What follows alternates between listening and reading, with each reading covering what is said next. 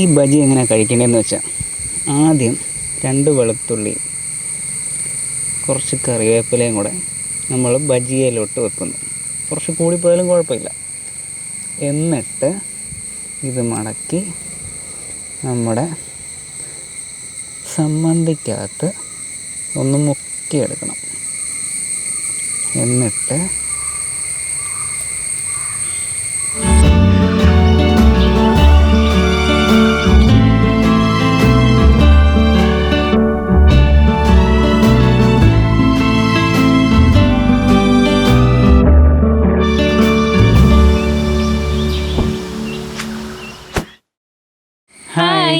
എന്തൊക്കെയുണ്ട്? എല്ലാവരും സുഖം തന്നെയല്ലേ? ഇവിടെ നല്ല മഴയും തണുപ്പും ഒക്കെ ഉണ്ട്. ഒരു തട്ടിൽ നിന്ന് അടുത്ത തട്ടിലോട്ട് ഇങ്ങനെ വെള്ളം ഒഴുകി ചെറിയ ചെറിയ വെള്ളച്ചാട്ടങ്ങളൊക്കെ ഉണ്ട്. നല്ല രസമാണ് ഇപ്പോൾ. അപ്പോൾ ഞങ്ങൾ ഓർത്ത് ഈ തണുപ്പത്ത് നല്ല ചൂട് ബജിയും നല്ല എരിവുള്ള മുളക് ചമ്മന്തിയും കൂടെ കൂട്ടിപ്പിടിച്ചാലോ? അപ്പം ഇന്ന് ഉണ്ടാക്കാൻ പോകുന്നത് ചീര ബജിയാണ്. നമ്മുടെ മുറ്റത്ത് തന്നെ ഉള്ളതാണ്. സാധാരണ ചീര നമ്മൾ തോരൻ വെക്കുന്ന ആ ചീരയല്ല, ചുവന്ന ചീരയും പച്ച ചീരയല്ല, ഇതൊരു വള്ളിച്ചീരയാണ്. അപ്പം വെള്ളച്ചാട്ട കാഴ്ചകളും നമ്മുടെ ബജി ഉണ്ടാക്കുന്ന കാഴ്ചകളിലേക്കും നമുക്ക് പോകാം. ഞാൻ ജതിൻ, ഞാൻ Teena. Welcome to drive Delicia.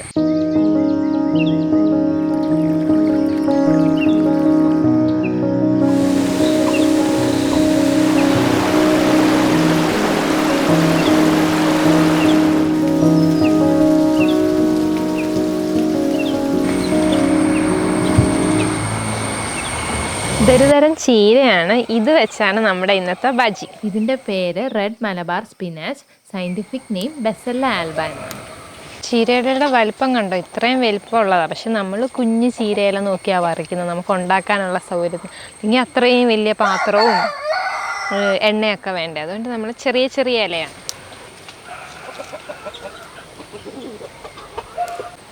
നന്നായിട്ട് കഴുകിയെടുത്തിട്ടുണ്ട് ചീരയില. ഇനി നമുക്ക് ബാറ്ററി തയ്യാറാക്കാം. നമുക്ക് കുറച്ച് കടലമാവ് ഇടാം.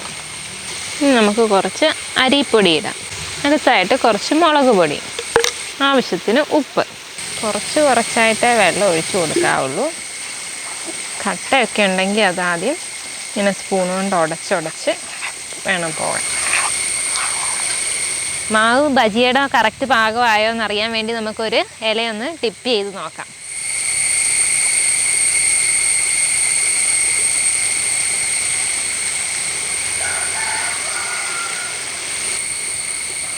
അപ്പോൾ അതേ പിടിച്ച് നിൽപ്പുണ്ട് മാവ്. അപ്പോൾ കുഴപ്പമില്ല. ഒത്തിരി ലൂസാണെങ്കിൽ ഈ ഇലയിൽ നിന്ന് ഇതെല്ലാം അങ്ങ് ഒലിച്ചു പോകും. എന്നാൽ നമുക്കിനി ഇത് ഫ്രൈ ചെയ്യാൻ തുടങ്ങാം.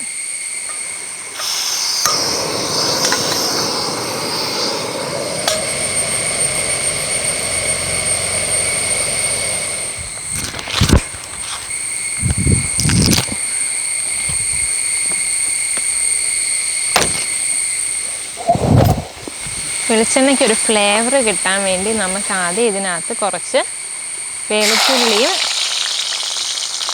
കറിവേപ്പിലയും ഇടാം.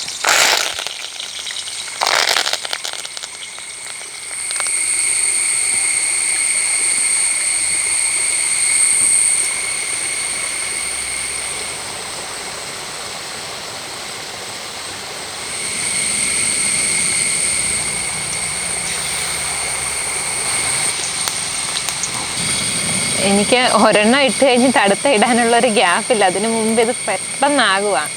ഉള്ളിൽ ഇലയല്ലേ, കട്ടിയുള്ളതൊന്നും അല്ലല്ലോ.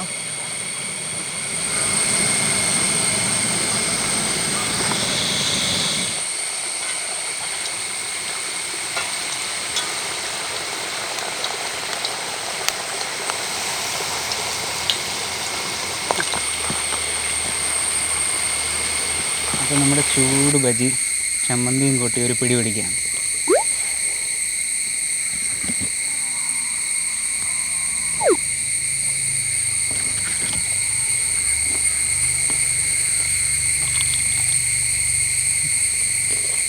അടിപൊളിയുണ്ടോ?